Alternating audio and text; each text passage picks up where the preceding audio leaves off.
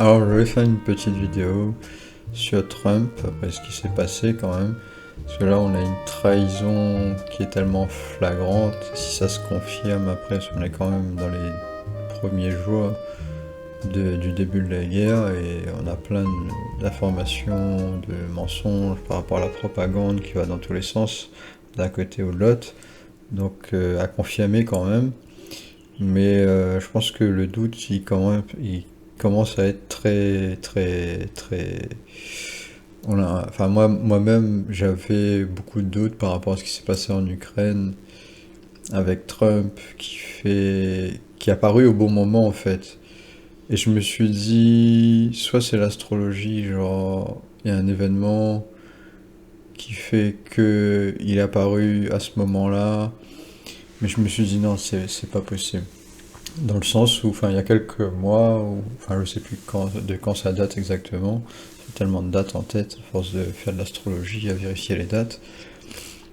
En gros, pour moi, avec le conflit avec l'Ukraine déjà, le fait que Trump, il, il est arrivé au moment où, en fait, c'était plus utile qu'il y ait quelqu'un qui fait semblant d'être pour la paix à ce moment-là, en fait. Parce que c'était la fin de la guerre, plus ou moins, où ils étaient en train de perdre, en fait. Au moment où, pendant que Biden était au pouvoir, il y avait encore une possibilité, et c'était, si on prend le camp de l'opposition, enfin, si on prend le gouvernement américain, hein, il voulait que la guerre se produise en Ukraine, hein. Bon, ça pour moi, c'est assez flagrant. Ceux qui sont pas d'accord avec ça, vous n'avez pas suivi ce qui s'est passé. Je suis désolé. Mais enfin, vous avez gobé la propagande, hein, pour moi. Bon, ça, c'est assez clair. Il y a beaucoup de personnes qui suivent pas ce qui se passe, donc c'est normal de croire à des bêtises, hein. Parce qu'il y a beaucoup de mensonges et ça prend vraiment beaucoup de temps de trouver ce qui se passe vraiment. Mais pour moi, quand Biden était au pouvoir, euh, il supportait l'Ukraine et au moment où il y a eu l'élection avec Trump, ça me paraissait téléphoné dans le sens où il est arrivé au moment où c'était le plus utile de faire la paix pour les États-Unis avec Poutine. Parce qu'à ce moment-là, ils avaient perdu.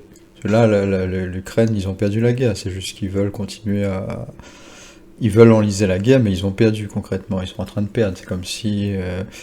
ils peuvent pas gagner. Ils peuvent résister et faire monter le nombre de morts, mais parce que c'est un pays énorme, donc on peut pas, même si Poutine ne peut pas conquérir tout le territoire, c'est impossible, mais il a gagné la guerre. Et Trump, il est arrivé, il s'est fait élire au moment, juste au bon moment, où c'était le moment de faire la paix, parce que bah, Trump, il est arrivé, il a fait oui, moi je suis pour la paix. Mais bah, ils ont perdu la guerre. À ce moment-là, ils avaient perdu la guerre. Ils savaient que c'était perdu. Ceux qui étaient reporters, des vrais journalistes qui étaient sur YouTube et qui rapportent vraiment ce qui se passait sur le terrain, pas les menteurs à France Info et tout le bazar, BFM TV, il arrivait au moment où, bah, même Biden, qu'est-ce qu'il aurait fait? Si, bon, si, admettons que Biden, il était encore clair dans ses idées, qu'est-ce qu'il pouvait faire? Il pouvait rien faire d'autre. Voilà, donc quand Trump est arrivé, il a dit bon, on va faire la paix. Je fais bah ouais, mais forcément, voilà quoi, ça me paraissait bizarre. Et j'avais déjà beaucoup de doutes quand même sur Trump. Même si je pense qu'il y a beaucoup des actions qu'il a fait, c'est quand même pour supporter l'économie américaine et patati et patata, soi-disant. Mais là, après ce qui s'est passé là avec l'Iran, là, et si ça se confirme, ça se continue à se confirmer, c'est que c'est un pur traite en fait. C'est un pur traite. Et une des personnes, un des journalistes qui avait reporté ça, et que j'ai toujours suivi et que je pense qu'il est très honnête dans ses reportages, c'est Michel Collomb. Michel Collomb, il avait dit que Trump, il était en train de supporter une mauvaise personne, c'est-à-dire Netanyahou, et que il était le cul entre deux chaises en fait, que d'un côté il disait qu'il était pour la paix en Ukraine, Et avec Israël, bah, il supporte un État qui est colonialiste et qui fait la guerre dans tous les sens. Donc c'était pas, ça n'avait pas de sens.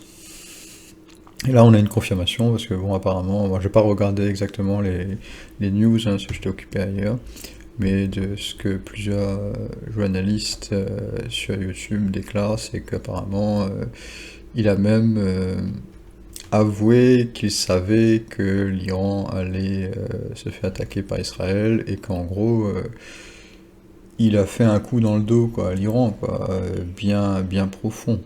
Et qu'ils étaient en plus en train de faire des négociations et qu'ils ont attaqué à ce moment-là, et que Trump était de mèche, et donc ça confirme bien, bon, déjà de un, que Israël c'est un État, on pourrait dire que Israël appartient aux États-Unis, et que c'est, ils appellent ça une marche en anglais, une marche en français aussi je pense. C'est un État guerrier qui est utile à l'État au-dessus, donc c'est une sorte d'État esclave qui se bat pour les intérêts américains.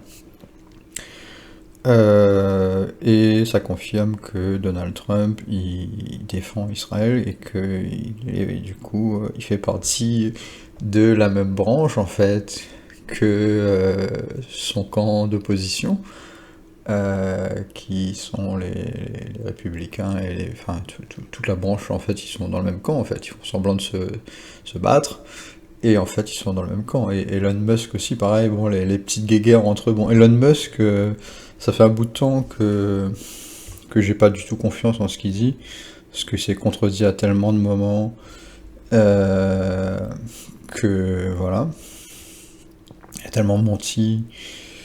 Mais Trump aussi, hein. Mais après Trump, en fait, Trump, ce qui est difficile, c'est qu'on a beaucoup. Ce qui est difficile, en fait, de garder la tête claire, c'est qu'il y a beaucoup de propagande qui sont sur Internet, qui font croire qu'il est dans un camp d'opposition et que tout ce qu'il fait, c'est calculé pour renverser le système américain. Mais on a Elon Musk aussi qui fait ça. Et il y en a beaucoup en fait qui font ça, qui font semblant d'être contre l'État américain, mais en fait ils font partie de cet État américain. Et c'est ce qu'on voit aussi avec Musk par rapport à sa famille, et d'où il vient, et le mensonge, et le fait que bah, apparemment il a profité de beaucoup de ressources, et le fait qu'il faisait partie de PayPal et tout ça, tous ces petits trucs cachés. Et que quand on construit PayPal, enfin quand on développe PayPal, on a forcément des autorisations qui viennent d'en haut. On peut pas créer une banque comme ça en étant personne. C'est comme si Macron, il était personne alors qu'on voit bien qu'il y a des ressources. Par rapport à son astrologie, à Trump, d'après mon prof, il dit qu'il est ascendant vierge, parce que selon certaines sources, il aurait ça serait juste l'ascendant, il est en train de changer en fait, d'après certaines sources, qu'il serait à la fin de Lion et qu'on n'est pas sûr de son astrologie en fin de compte. Selon cette astrologie-là, ça confirmerait le côté caché avec la 12e maison et tous les mensonges qu'il y a, parce que la 12e maison, c'est des personnes qui cachent pas mal de choses, souvent liées au gouvernement profond, la 12e maison, la corruption, gouverner dans l'ombre. Et si on suit cet Avasta, parce qu'il y a beaucoup de problèmes, il y a Saturne qui détruit Mercure ici et Vénus. Et le signe de Cancer est lié à Indra. Et ici, si on regarde les transits actuels, là on retrouve le signe de Cancer ici, et on a Jupiter qui arrive dans le signe de Cancer. Donc on a une révélation sur ce qu'il y avait derrière ça, qui semble être un mensonge assez énorme. Du coup, par rapport à ce qui s'est passé, j'ai comme l'impression que c'est plus ascendant Lion, et qu'il s'est peut-être trompé. Ascendant Vierge, on aurait juste Mars dans le cachet. C'est peut-être ça aussi, hein. Et bon, c'est pas facile, quand on n'est pas sûr de la date, on aurait l'impression qu'avec l'astrologie, on serait à coup sûr capable de rectifier. Mais ce qui se passe, c'est que il y a tellement de possibilités en fait, il y a tellement de choses autour, plus on apprend l'astrologie, plus on se rend compte qu'il y a vraiment plein de choses autour et que c'est vraiment pas facile de rectifier à coup sûr. Ouais. Sachant que si c'est entre les deux, on a quand même la douzième bava ici, pas que la maison, on a le chiffre 12 ici qui est assez significatif aussi. Donc, bon après, si on va sur Elon Musk, on n'a pas aussi son heure de naissance, on n'est pas sûr de son heure de naissance. Et là, d'ailleurs, on a. Enfin, certaines personnes, ils avaient rectifié. Oh punaise, ça marchera pas ici. Ils avaient rectifié son heure de naissance à ces environs-là. Avec ces personnes-là, ils sont tellement dans la cachotterie, moi je pense qu'au final, Elon Musk et Donald Trump, ce sont des agents du gouvernement, hein, et que ce sont deux gros menteurs qui font semblant d'appartenir à certaines choses. Elon Musk, il fait toujours semblant d'être contre le gouvernement, lui aussi. Et quand il a racheté Twitter, il a fait ouais, moi je suis pour la liberté d'expression. Mais en même temps, il travaille pour la NASA indirectement, où il fait semblant d'être. Et pour quel intérêt d'aller dans l'espace? Ça n'a pas d'intérêt. Toutes les explications qu'il donne n'ont pas d'intérêt vraiment. On a l'impression qu'il y a un intérêt derrière ce qu'il dit, mais vu le bordel qu'il y a sur Terre, pourquoi aller dans l'espace? Moi, je pense que c'est plus pour l'armement et que la NASA, c'est un peu. Comment dire? C'est un peu. C'est c'est une caserne militaire en fait, qui est utilisée pour. Enfin, c'est des militaires. C'est un programme certainement du gouvernement pour développer des armes de guerre.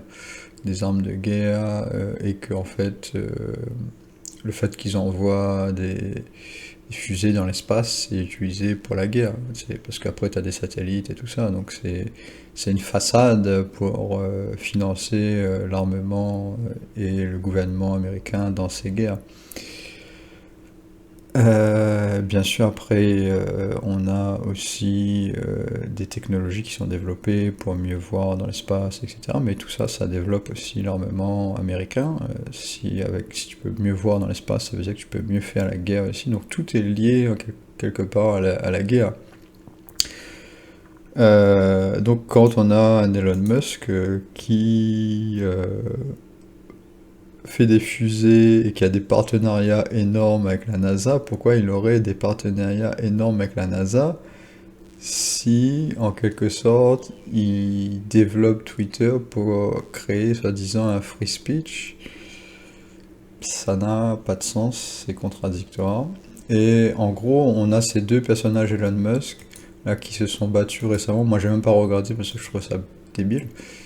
Mais pour moi, ça montre que c'est tous les deux des menteurs.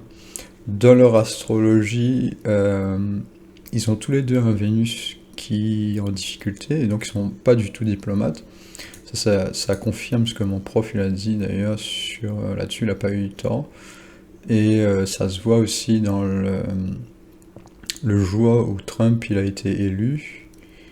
Ça représente en fait son mandat d'un point de vue astrologique. Et ce jour-là, on avait Vénus avec Saturne et le point d'éclipse. Donc on avait un Vénus qui avait de la honte sur Vénus. Un Vénus qui a de la honte, il n'est pas diplomate du tout. Et il n'arrive pas à se calmer et à faire des deals, justement. Tout le temps, il est en train de parler de deals, faire des deals corrects et tout ça. Mais en fin de compte, il n'est pas du tout capable de faire des deals. Et ce qu'il fait, en fait, c'est attaquer, en fait. C'est piquer les ressources des autres. Ça se voit aussi dans le fait qu'on a Jupiter en balance. Et Jupiter en balance, c'est pas top. pôle Jupiter. Et Balance, c'est la diplomatie, et c'est aussi, selon les Aditya que récemment j'ai découvert avec mon prof, qui sont les dieux solaires, enfin pas les, ce sont les dieux solaires, mais d'un point de vue spirituel, alors que l'astrologie tropicale, ça montre les animaux, et ça montre l'astrologie d'un point de vue terrestre. Et du coup, les Aditya montrent les règles avec les rishis et tout ça, et en gros, cet Aditya ici, lié à Twashta, et le rishi qui est Jagmanadi, est lié à la règle du vol en fait. C'est est-ce que tu as le droit de voler à certains moments pour... est-ce que t'as pas assez de ressources, tu es en train de mourir ou tu es pauvre et que la seule possibilité que tu as de survivre c'est de voler. Et dans ce contexte-là, cette loi de ce rishi-là, il te dit oui, tu as le droit de le faire, dans ce contexte-là. Quand ce rishi ne fonctionne pas correctement, on a des gens qui ont volé les ressources des autres. C'est clairement ce qu'il fait avec l'Ukraine, il veut piquer les ressources de l'Ukraine, soi-disant parce qu'ils auraient investi, mais après la chose qu'il faut prendre en compte, c'est qu'ils ont investi, mais ils ont eu un retour, c'est qu'ils ont détruit les finances de beaucoup de pays, des concurrents, donc, dont l'Allemagne, qui profitait des gazoducs par rapport à la Russie et tout ça, et du coup qui ont une perte énorme en Europe. Et du coup, cette perte fait que les États-Unis, eux, ils grimpent, parce que c'est une compétition. Donc ça veut dire que quand il veut piquer les ressources de l'Ukraine, c'est du vol. Et c'est pas pour protéger son investissement, parce qu'il aurait protégé l'Ukraine, il a protégé Biden. C'est comme si, pour moi, Trump, c'est l'extension de Biden. C'est comme si c'était les mêmes personnages au final maintenant. Et ça se confirme de plus en plus. Et du coup, il peut pas dire Biden, bon, il a fait ça, il a investi, nous on veut un retour d'investissement. Non, le retour d'investissement, c'est que tu as détruit un pays qui était ton concurrent. C'est ça le retour d'investissement. Voilà, c'est assez lugubre en fait ce qu'on voit là. Ça. Et je voulais montrer par rapport aux cartes de la vérité. Ce qui s'est passé dans cette année-là, lui il a actuellement 79 ans et on voit qu'il est dans sa carte de Mars qui est liée à la guerre et qu'on a le 7e bhava qui est lié à l'étranger, donc une possibilité de faire la guerre à ce moment-là. Sachant que Mars est passé dans le 8 de diamant, donc on a une possibilité de gagner aussi d'ailleurs parce qu'on a dans une carte qui est très forte le 8 de diamant. Mais ici, dans le début de l'année, en juin, du coup c'est son anniversaire, en plus une nouvelle année, nouveau retour solaire ici, on a Mars sur 5 de pique. 5 de pique c'est une carte très forte qui est liée au caractère, et d'ailleurs il a Rahu ici avec 5 de pique et son soleil. C'est ce soleil-là qui le rend assez agressif, hein, parce que le soleil avec Rahu, ça donne quelqu'un qui maîtrise pas vraiment sa masculinité, qui a tendance à se surfaire.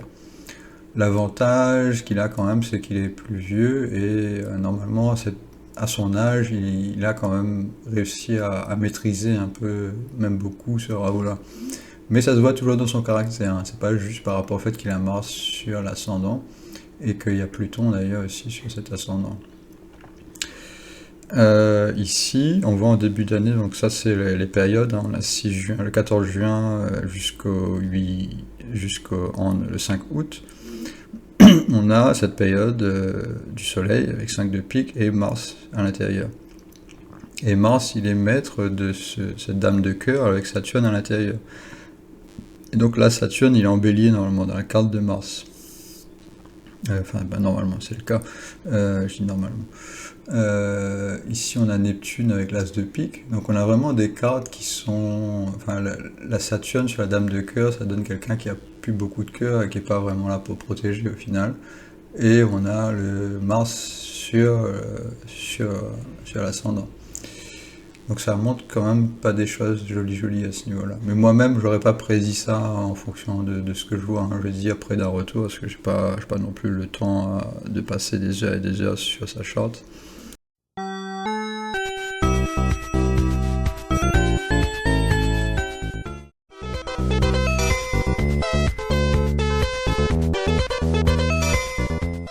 La charte de Trump avec Human Design. La chose la plus flagrante qu'on voit ici, je pense que, bon, il est Manifesting Generator, et normalement il y a deux catégories de personnes en fait, plus ou moins, qui, enfin de types, on va dire, qui sont importants par rapport à ce qui se passe actuellement, avec le shift, la transition entre 2025 et 2027. Selon l'Human Design, les gouvernements ils vont changer, il va plus avoir c'est ce qu'on voit actuellement par rapport au Covid et depuis qu'on a des gouvernements qui commencent à être de plus en plus vacillants et notamment la perte de puissance des États-Unis et qui essayent de résister et de garder son pouvoir. Et en gros, selon l'Human Design, les générateurs et les manifesting générateurs, ils essayent de construire un nouveau monde. Et on a l'autre groupe qui sont plus les manifesteurs, qui ont plus. Enfin, je vais pas dire que les manifesting générateurs, je pense que c'est plus. Parce que c'est assez. Comment dire? C'est assez vague quand même, les types, c'est pour généraliser. Et il y a des détails. Et ici, justement, on voit un détail assez impressionnant. En gros, je pense que ça serait plus comme ça. Ceux qui ont ce channel ici, je vais pas expliquer tout ce que c'est ces channels, hein, mais suivez, vous verrez ce que ça veut dire au bout d'un moment. Ce channel-là et ces portes-là qui mènent avec ce chakra-là, quand elles sont allumées et que ça passe dans ce côté-là, c'est des personnes qui vont plus essayer de construire leur vie hors des communautés, en étant eux-mêmes, etc. Et en étant ces personnes-là qui sont en dehors de la communauté. Après, ça veut pas dire qu'ils réussissent à le faire, il faut regarder les avastas des planètes. Chose que la plupart des gars en human design, ils n'arrivent pas à faire, malheureusement, il faut beaucoup de compétences, donc c'est extrêmement difficile à faire. Euh, et du coup, quand ces portes-là sont allumées, ici c'est pas le cas, on a des personnes qui vont plus être eux-mêmes, etc., et développer leur comportement en dehors de la communauté. Et ici, euh, surtout avec le solar plexus, le plexus solaire, on a des gens qui vont avoir un émotionnel fort et qui vont s'appuyer sur la communauté, les gouvernements, etc., pour mettre la pression, soit pour le mariage, soit pour tout ce qui avait pendant cette période 300 ans auparavant, où les communautés se produisaient par rapport au mariage, et que si tu me défends pas, ou si tu me donnes pas de la nourriture, je te menace, ou un truc du genre. Donc c'est un peu ce côté un peu communauté qu'on a actuellement, ou qu'on avait, et qui est en train de transitionner. D'où le fait que de moins en moins de personnes se marient, etc., ou ont envie de passer du temps dans ces communautés-là.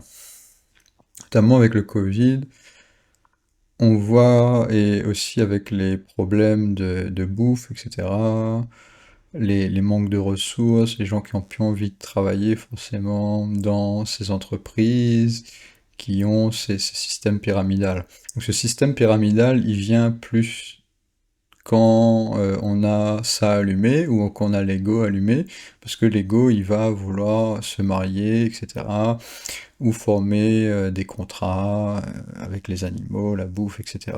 C'est un peu ce concept tribal qui est utile, hein, mais qui est en transition parce qu'on a un shift dans la société et on va plus transitionner vers des personnes ou une culture de groupe qui favorise plus ce channel-là de créativité et de construction hors de la communauté. Donc ça veut dire que si je suis pas marié avec toi et que je te fournis des ressources mais sans forcément avoir un attachement à une communauté, ça va plus être satisfait comme ça. D'où les mouvements comme Bitcoin, etc., qui essayent de fournir de l'argent sans dépendre des grosses entreprises. Mais bon, après, ça a été des mouvements aussi qui ont été accaparés. Mais ça montre quand même un besoin de changement et je pense que tous les mouvements, même s'ils sont corrompus parfois ou à moitié corrompus, ça montre une direction de changement parce que le système, il reprend, par exemple Bitcoin, je pense que ça a été accaparé par le système, mais même si ça a été accaparé par le système, c'est quand même un système qui est plus libre que le système qu'il y avait avant. Donc il y a quand même une transition qui se fait, même si elle n'est jamais parfaite. Et aucun outil sera parfait, il sera toujours un peu utilisé par ceux qui sont contre ce système-là.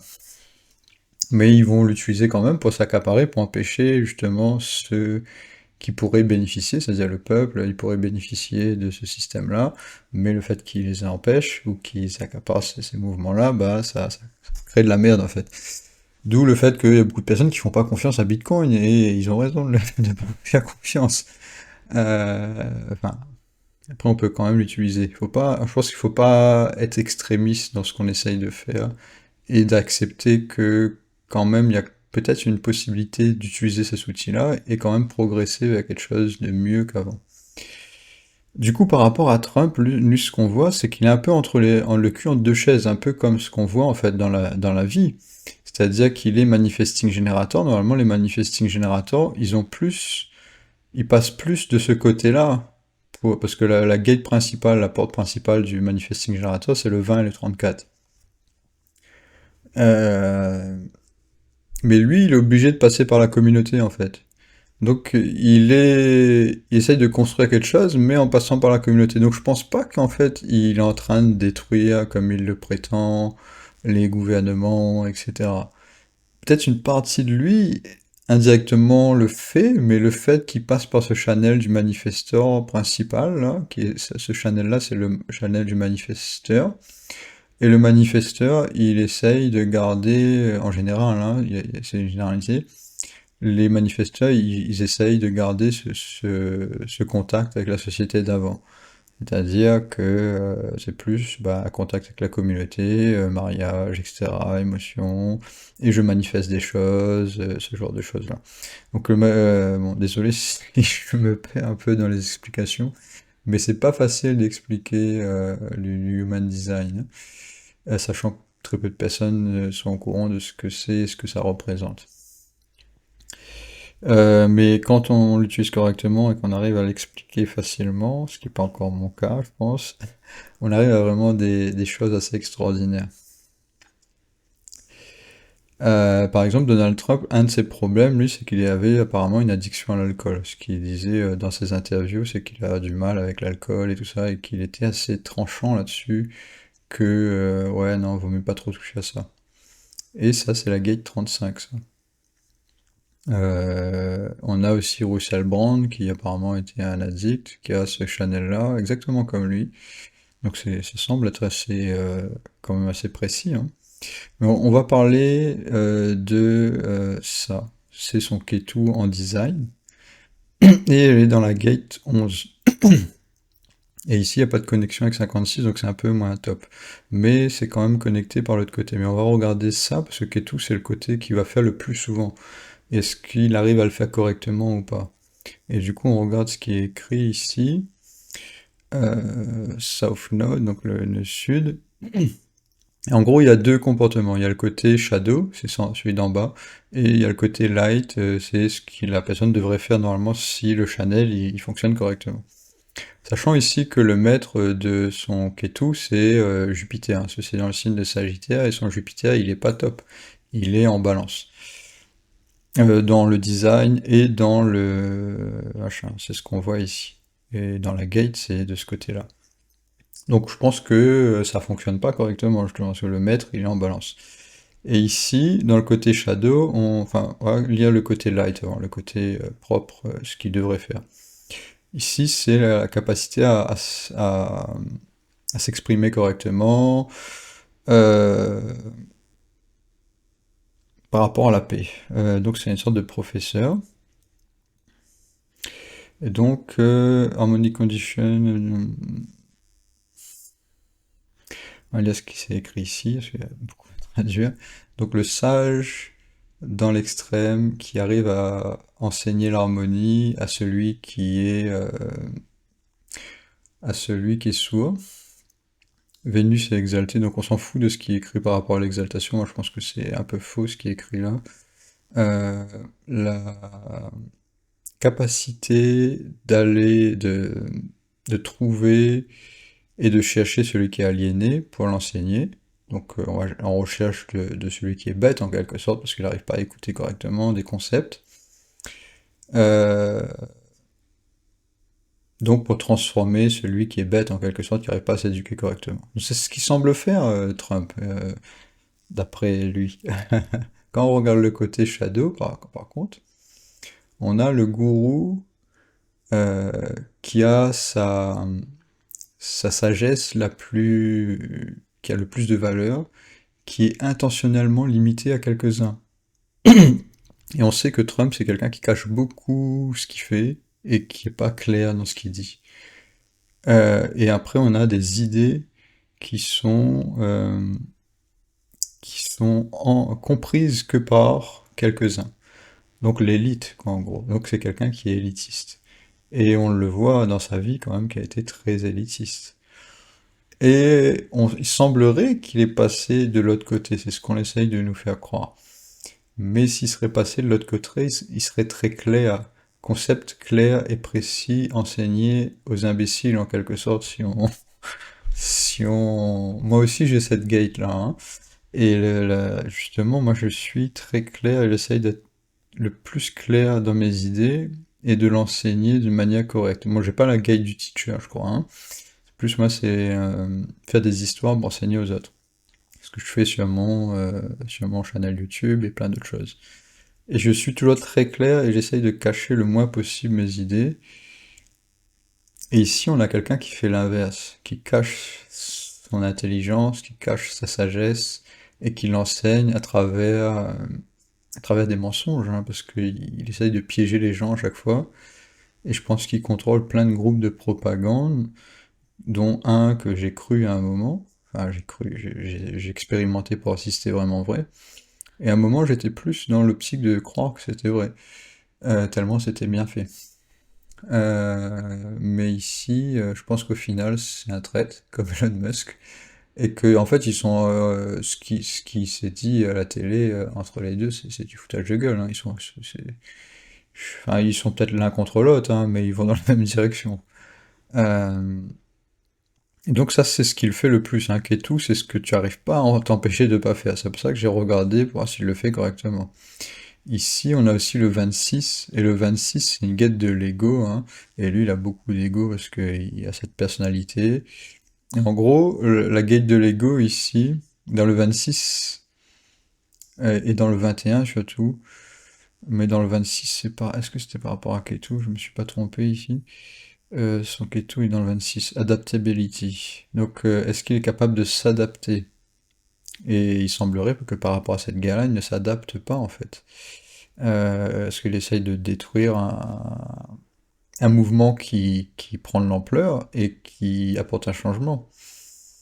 The Understanding Mécanique Énergie Maximum, pour essayer d'arriver à avoir un potentiel maximum.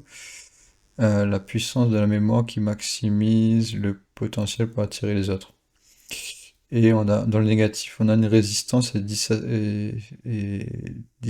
dysfaxie. Finesse.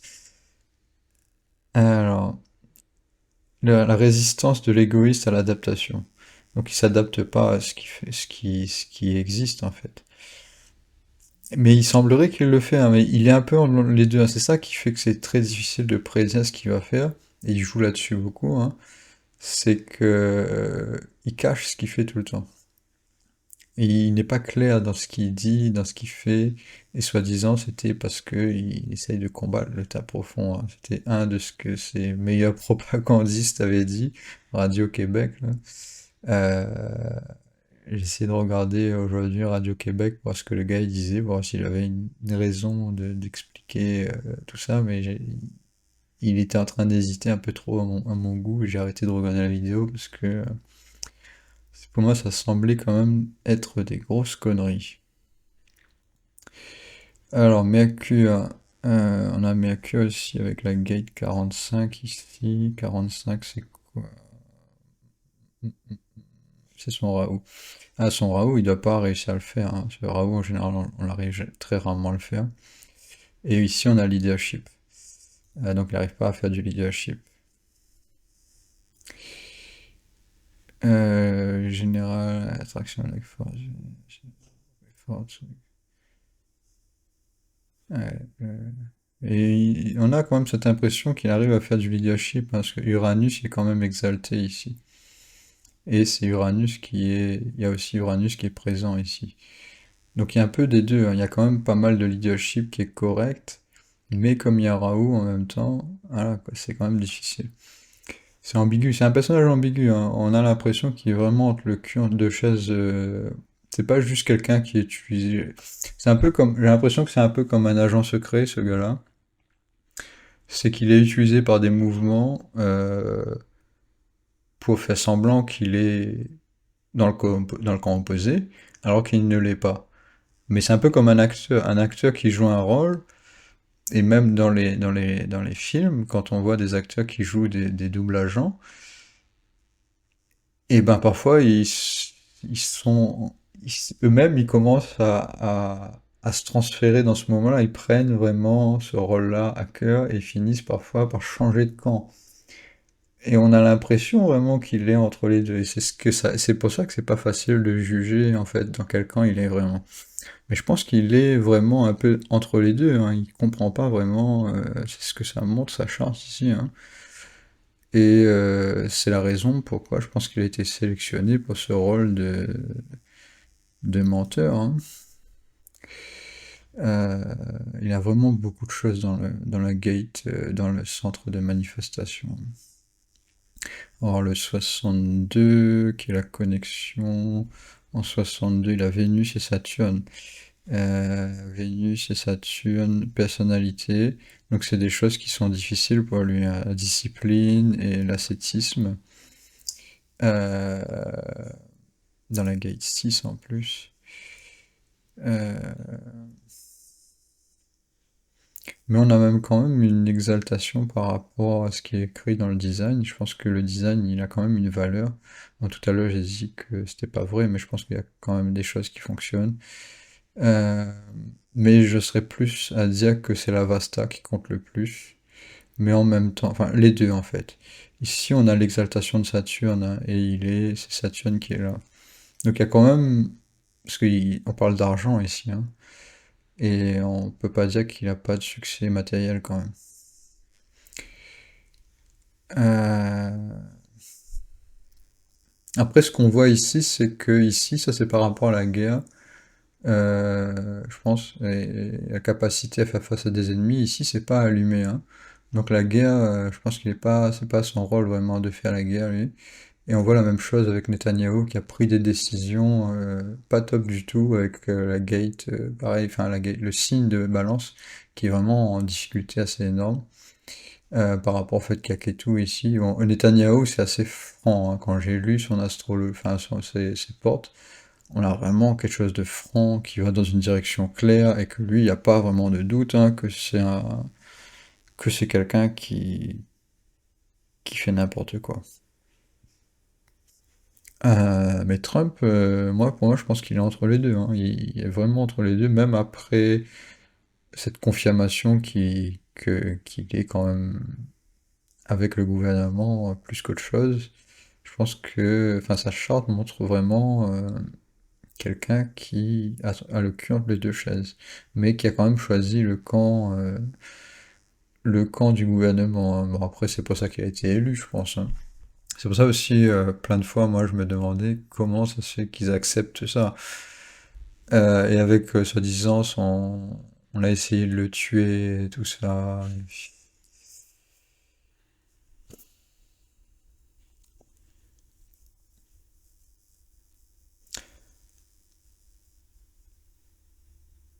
C'est pas facile, mais parce que moi, j'ai eu des opinions avec Trump où je pensais vraiment qu'il était en train d'aider. Et je pense que c'est aussi le fait qu'on joue sur la capacité de dire qu'il y a une possibilité que ce système il fonctionne vraiment, ce système d'électorat. Mais en même temps, enfin, ça joue sur cette capacité-là de dire que ouais, il y a un espoir, les gars. Ce système, il peut, même s'il est corrompu, c'est ça qu'ils ont fait à travers Trump, hein, aux États-Unis. Bon, peut-être en France, on l'a peut-être pas vu trop, mais aux États-Unis, ils ont joué là-dessus. Et en France, on a cette impression que Trump, c'est quelqu'un qui est totalement corrompu, comme Marine Le Pen, mais Marine Le Pen, c'est évident qu'elle fait partie du système. Trump, il a vraiment joué d'une manière où tu as vraiment l'impression que il pouvait être contre le système. Il a vraiment bien joué son rôle de faire semblant qu'il était un parti d'opposition vraiment. Alors que pour moi, si on regarde en France, les partis qu'il y a actuellement, il n'y en a aucun qui a une crédibilité dans l'extrême gauche qui avait le potentiel d'être élu, par exemple comme Mélenchon. Mélenchon, euh, je crois pas une seule seconde, hein. Enfin, il est très intelligent, mais je le crois pas. Marine Le Pen, pas du tout, encore pire. Et tous les autres autour, ils avaient aucune crédibilité non plus, hein. C'était pathétique. Euh, enfin, ça, ce qui me fait rire, c'est que sur les partis d'opposition sur YouTube et tout ça, les journalistes, beaucoup étaient pour Trump et disaient que oui, on a besoin d'un Trump en France. À ce moment-là, j'ai vu les reviews, enfin les reviews, les vidéos. Oh merde, on s'est fait bâtonner, là. On s'est fait dilapider. Ah, c'est pas facile, hein. Mais je comprends que c'est vraiment quelqu'un qui s'est bien caché, hein. Et même aujourd'hui, enfin, c'est pas que j'ai des doutes hein, par rapport à ce qui s'est passé, mais je pense que c'est bien d'observer ce qui se passe quand même et de confirmer. Euh, et parce que ici, ça a vraiment été une guerre du contrôle par l'espionnage, par la manipulation et tout ce qui s'ensuit, hein. Et s'il y en a beaucoup qui sont perdus, voilà quoi, c'est ce que je dis là, c'est vraiment humilité quoi. Personne n'a réussi à prédire tout et à savoir. C'est vraiment comme dans Game of Thrones, mais en pire quoi. C'est du Game of Thrones version 20, version 30, hein, au-dessus de n'importe quel film quoi. Mais après quand on regarde un film, on a l'avantage quand même, parce qu'il nous montre plein de détails, mais là. Et c'est le fait d'être dans, de pas avoir le temps, forcément aussi tout le temps être dans ce domaine-là, hein. Moi j'ai fait beaucoup de recherches, mais à bout d'un moment, j'en ai marre et je fais autre chose, hein. Euh, Dernièrement, je regardais plus ce qui se passait, hein. Là, il y avait une guerre, je regarde un coup, je fais ah, ouais, c'est quand même important. Après, astrologiquement, je vais remettre un peu. D'un point de vue général, astrologiquement, je vais mettre ce screen-là. On a d'après ce qu'on voit sur YouTube plus ou moins, hein, c'est que, enfin, ceux qui suivent un peu l'astrologie, on a actuellement Uranus qui va changer de signe dans Gémeaux et pas mal de personnes pensent que ça peut créer une révolution, ça, ou peut-être même une guerre.